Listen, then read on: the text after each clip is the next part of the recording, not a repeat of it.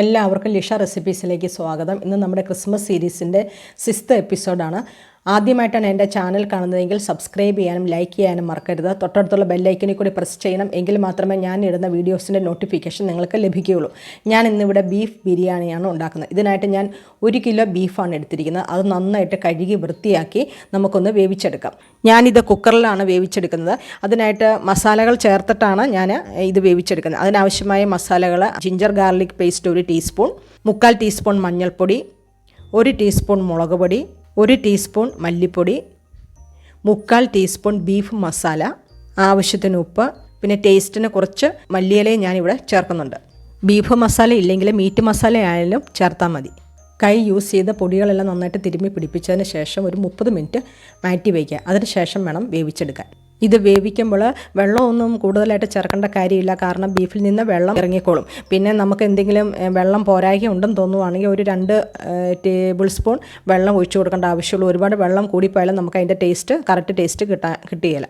ഇറച്ചി 90% നമ്മൾ കുക്കറിൽ വെച്ച് വേവിക്കുന്നുള്ളൂ. ബാക്കി 10% മസാല തയ്യാറാക്കുമ്പോൾ അതിലിട്ടാണ് ബാക്കി നമ്മൾ വേവിച്ചെടുക്കുന്നത്. എനിക്കിത് 3 വിസിൽ വന്നതിന് ശേഷം ഞാനൊരു 10 മിനിറ്റും കൂടെ ലോ ഫ്ലെയിമിൽ ഇട്ടു. അന്നേരമാണ് എനിക്ക് ബീഫ് വെന്ത് കിട്ടിയത്. കുക്കറിൻ്റെ വ്യത്യാസം അനുസരിച്ച് നമ്മുടെ ഇറച്ചിയുടെ വേവിലും വ്യത്യാസം വരും. അപ്പോൾ നമ്മളത് നോക്കി മാത്രം വേവിച്ചെടുക്കാവുള്ളൂ. ഇനി ബിരിയാണി മസാല നമുക്ക് തയ്യാറാക്കാം. ഇതിനായിട്ട് ഗ്രാമ്പു 6 എണ്ണം ഞാൻ എടുത്തിട്ടുണ്ട്. പിന്നെ പട്ട 2 വലുത്, ഏലക്ക ഒരു 5 എണ്ണം, ജാതിക്ക ഒരു ചെറിയ കഷ്ണം, പെരിഞ്ചീരകം ഒരു 1/4 ടീസ്പൂൺ എടുത്തിട്ടുണ്ട്, ചെറിയ ജീരകം 1 ടീസ്പൂണ്, 2 തക്കോലം, ഇത്രയും ഞാൻ എടുത്തിട്ടുണ്ട്.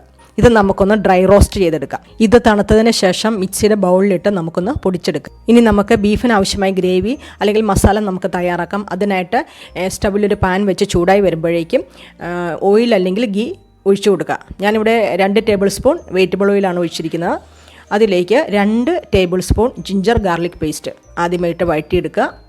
അതിൻ്റെ കൂടെ 5 പച്ചമുളക് ചതച്ചത് ചേർത്ത് കൊടുക്കുക. ഈ പച്ചമുളക് എരിവിന് ആവശ്യം അനുസരണം നമുക്ക് എടുക്കാം, കൂട്ടിയും കുറച്ചും എടുക്കാം. ഇതെല്ലാം വഴന്ന് വന്നിട്ടുണ്ട്. ഇനി ഇതിലേക്ക് നമ്മൾ അരിഞ്ഞു വെച്ചിരിക്കുന്ന സവോള എന്നവരുടെ അളവെന്ന് പറയുന്നത് 4 മീഡിയം സൈസ് സവോള. അതെന്ന് പറഞ്ഞാൽ 400 ഗ്രാം സവോള. അതിൻ്റെ ഗ്രാം അളവിലാണെങ്കിൽ 400 ഗ്രാം സവോളയാണ് നമ്മളിവിടെ എടുത്തിരിക്കുന്നത്. ഇതിനാവശ്യമായ ഉപ്പ് ചേർത്ത് കൊടുക്കുക. സവോള നന്നായിട്ട് വഴറ്റിയെടുക്കുക.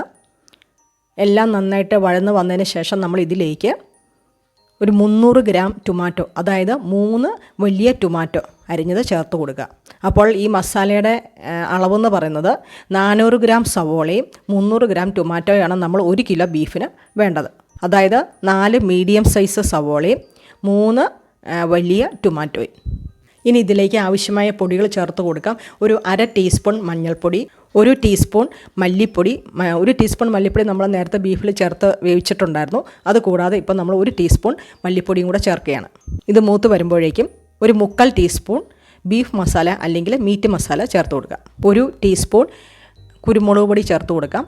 കുരുമുളക് പൊടി നമ്മൾ ഓൾറെഡി പച്ചമുളക് 5 എണ്ണം ചേർത്തിട്ടുണ്ടായിരുന്നു. അപ്പോൾ നമ്മൾ എരിവിന് ആവശ്യമായിട്ട് കൂടുതൽ വേണമെങ്കിൽ ഒരു 1/2 ടീസ്പൂണും കൂടെ കൂട്ടിയിട്ട് കൊടുക്കാം. ഞാനിവിടെ 1 ടീസ്പൂൺ കുരുമുളക് പൊടിയാണ് ചേർത്ത് കൊടുക്കുന്നത്. ഇതിലേക്ക് നമ്മൾ ഉണ്ടാക്കി വെച്ചിരിക്കുന്ന ബിരിയാണി മസാല ഒരു 1/2 ടീസ്പൂണ് ചേർത്ത് കൊടുക്കാം. ബിരിയാണി മസാല നമ്മൾ മുഴുവനും ഇപ്പോൾ നമ്മൾ ചേർത്ത് കൊടുക്കുന്നില്ല. ആ ഉണ്ടാക്കിയതിൽ 1/2 ടീസ്പൂൺ മാത്രമേ നമ്മളിപ്പോൾ ചേർത്ത് കൊടുക്കുന്നുള്ളൂ. ഇനി ഇതിലേക്ക് 1 ടീസ്പൂൺ നാരങ്ങാനീര് ചേർത്ത് കൊടുക്കുന്നു. എല്ലാം കൂടെ നന്നായിട്ട് ഇളക്കി യോജിപ്പിക്കുക. ഇറച്ചി കറക്റ്റ് പാകത്തിൽ നമുക്ക് വെന്ത് കിട്ടിയിട്ടുണ്ട്. നിങ്ങൾക്ക് കാണാമല്ലോ, ഇത് ഒരുപാട് അങ്ങ് വെന്ത് പോയിട്ടില്ല. ഒരു 90% വേവേ പാടുള്ളൂ. ഇത് നമുക്ക് ഇതിലേക്ക് ചേർത്ത് കൊടുക്കാം. ഇറച്ചിയുടെ വെള്ളം ഒന്ന് നന്നായിട്ട് പറ്റി വരുന്നത് വരെ ഒന്ന് മൂടി വെച്ച് വേവിക്കാം. ഞാനിവിടെ 5 മിനിറ്റ് വേവിച്ചെടുത്തിട്ടുണ്ട്. ഇനി നമുക്കൊരു ഇൻഗ്രീഡിയൻറ്റ് കൂടെ ചേർത്ത് കൊടുക്കാനുണ്ട്. ഒരു 3 ടേബിൾ സ്പൂൺ തേങ്ങ ചിരകിയത്, അതിൻ്റെ കൂടെ ഒരു 5-6 കാഷ്യൂസും കൂടെ ചേർത്ത് നന്നായിട്ടൊന്ന് ഫൈൻ പേസ്റ്റായിട്ട് അരച്ചെടുക്കണം. ഈ കാഷ്യൂസ് ഞാൻ അരച്ചെടുക്കാൻ എളുപ്പത്തിനായിട്ട് ഒരു 1/2 മണിക്കൂർ മുമ്പേ വെള്ളത്തിൽ കുതിർത്ത് വെച്ചിട്ടുണ്ടായിരുന്നു. നല്ലൊരു ഫൈൻ പേസ്റ്റായിട്ട് നമുക്ക് അരഞ്ഞ് കിട്ടിയിട്ടുണ്ട്. ഇതും കൂടി ഈ വെള്ളം കുറുകി വരുന്ന സമയത്തേക്ക് ഒഴിച്ച് ചേർത്ത് കൊടുത്ത് നന്നായിട്ട് ഇളക്കി യോജിപ്പിക്കുക. ഇറച്ചി വേവിക്കുന്ന സമയം നമ്മൾ ലോ ഫ്ലെയിമിൽ വേണം ഇട്ട് കൊടുക്കാൻ. ഇനി നമുക്ക് കുറച്ച് മല്ലിയില ഇട്ട് കൊടുക്കാം. ഗ്രേവി ടേസ്റ്റ് ചെയ്ത് നോക്കി ഉപ്പ് പോരാകുകയുണ്ടെങ്കിൽ ഈ സമയത്ത് ആവശ്യത്തിന് ഉപ്പ് ചേർത്ത് കൊടുക്കാം.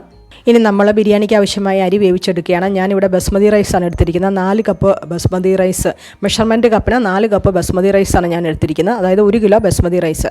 ഇനി അതിൻ്റെ മസാലകൾ നമ്മൾക്ക് ഒന്ന് നെയ്യിൽ ഒന്ന് വറുത്തെടുക്കണം.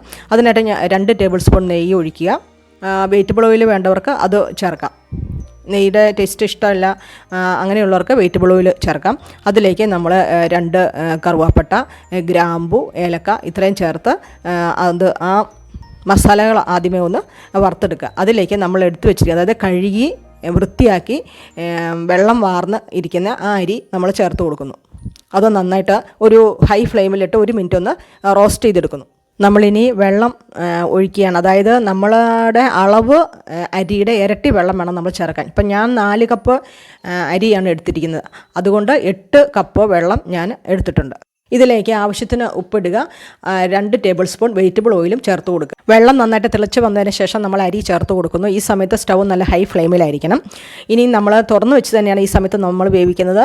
അതായത് വെള്ളത്തിൻ്റെ അളവ് വെള്ളവും അരിയും സമമാകുന്നത് വരെ, വെള്ളത്തിൻ്റെ അളവ് അരിയുടെ ഒപ്പമാകുന്നത് വരെ നമ്മൾ നല്ല ഹൈ ഫ്ലെയിമിലിട്ട് തുറന്നു വെച്ച് തന്നെ നമ്മൾ തിളപ്പിക്കുകയാണ്. ആ അരിയുടെയും വെള്ളത്തിൻ്റെയും അളവ് ഒപ്പമായി വന്നു കഴിയുമ്പോൾ നമ്മൾ മൂടി വയ്ക്കണം. മൂടി വെച്ച് 10 മിനിറ്റ് ലോ ഫ്ലെയിമിൽ വേവിക്കണം. ആ മൂടി വയ്ക്കുന്നതിൻ്റെ പുറത്ത് നല്ല കട്ടിയുള്ള എന്തെങ്കിലും നല്ല കനമുള്ള സാധനം വെച്ച് മൂടി വയ്ക്കണം. 10 മിനിറ്റിന് ശേഷം സ്റ്റൗ ഓഫ് ചെയ്യുക.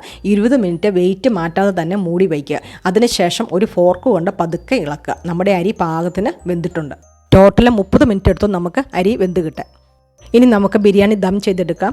അതിനായിട്ട് ആദ്യമേ കുറച്ച് റൈസ് ഇതിൻ്റെ അടിയിൽ ഒരു ലെയർ ചെറുതായിട്ട് ഇട്ട് കൊടുക്കുക. അതിൻ്റെ മുകളിൽ നമ്മൾ വേവിച്ച് വെച്ചിരിക്കുന്ന ഇറച്ചി ചേർത്ത് കൊടുക്കുക. അതിൻ്റെ മുകളിൽ ഞാൻ കുറച്ച് ഒരു സവോളയും കുറച്ച് കാഷ്യൂസ് ഇതെല്ലാം വറുത്ത് കോരി വെച്ചിട്ടുണ്ടായിരുന്നു. ഇതിൻ്റെ മുകളിൽ ആ സവോള നമുക്ക് കാഷ്യൂസും ചേർത്ത് കൊടുക്കാം. അതിൻ്റെ കൂടെ തന്നെ കുറച്ച് മല്ലിയില അരിഞ്ഞത് ചേർത്ത് കൊടുക്കുക. അതിനുശേഷം വീണ്ടും നമ്മൾ വേവിച്ച് വെച്ചിരിക്കുന്ന റൈസ് ഒരു ലെയറും കൂടെ ഇടുക. ഇനി നമ്മൾ ചേർക്കുന്ന കളറിന് വേണ്ടി അല്പം മഞ്ഞൾ വെള്ളമാണ്. അതെങ്ങനെയാണ് തയ്യാറാക്കുന്നതെന്ന് വെച്ചാൽ 3 ടേബിൾ സ്പൂൺ പാലിൽ, തണുത്ത പാലിൽ 1/4 ടീസ്പൂൺ മഞ്ഞൾ നമ്മൾ ഡൈല്യൂട്ട് ചെയ്തെടുക്കുന്നു. അപ്പോൾ ആ മഞ്ഞൾ വെള്ളമാണ് ഇനി നമ്മൾ ഒഴിച്ചു കൊടുക്കുന്നത്. അതിൽ കുറച്ച് ഇപ്പോൾ ചേർത്ത് കൊടുക്കാം, ബാക്കി അടുത്ത ലെയർ ചെയ്യുമ്പോൾ ചേർത്ത് കൊടുക്കാം. ഇനി വറുത്ത് കോരി വെച്ചിരിക്കുന്ന സവോളയും കാഷ്യൂസും ചേർക്കുക. അപ്പോൾ നമ്മൾ ഇത് ചേർക്കുന്നത് എത്ര ലെയർ നമ്മൾ ചെയ്യുന്നു അതനുസരിച്ച് ഓരോന്നും ചേർത്ത് കൊടുക്കുക. ഇത് നമ്മുടെ ഫൈനൽ ലെയറാണ്. നമ്മൾ റൈസ് ഇട്ടു, അതിൻ്റെ മുകളിൽ മഞ്ഞൾ വെള്ളം ഒഴിച്ചു, മല്ലിയില ഇട്ടു, പിന്നെ വറുത്ത് കോരി വെച്ചിരിക്കുന്ന സവോളയും നട്ട്സും നമ്മൾ ചേർത്തു.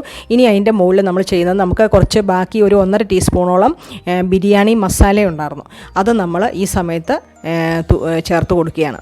എല്ലാം കൂടെ ചേർത്ത് നമ്മൾ മൂടി വയ്ക്കുന്നു. മൂടി വയ്ക്കുന്ന പറഞ്ഞാൽ നമ്മൾ ദമ്മാണ് ചെയ്യുന്നതെങ്കിൽ അടിയിൽ നമ്മളൊരു ദോശക്കല്ല്, ഞാനിവിടെ ദോശക്കല്ലാണ് ഉപയോഗിച്ചിരിക്കുന്നത്, ആ ഒരു ദോശക്കല്ല് നല്ല ഹൈ ഫ്ലെയിമിൽ ഇട്ട് നന്നായിട്ട് ചൂടാക്കുക. അതിൻ്റെ പുറത്താണ് നമ്മൾ ഈ ദം ചെയ്യുന്ന ബിരിയാണി പോട്ട് വെക്കേണ്ടത്. ദം നമുക്ക് പല രീതിയിൽ ചെയ്യാം. മൂടിയുടെ പുറത്ത് കനലിട്ടിട്ട് നമുക്ക് ചെയ്യാം, അല്ലെങ്കിൽ മാവ് വെച്ച് മൂടി സീൽ ചെയ്തിട്ട് നമുക്ക് ചെയ്യാം, ഒരിക്കൽ എയർ പാസ് ചെയ്യാതെ.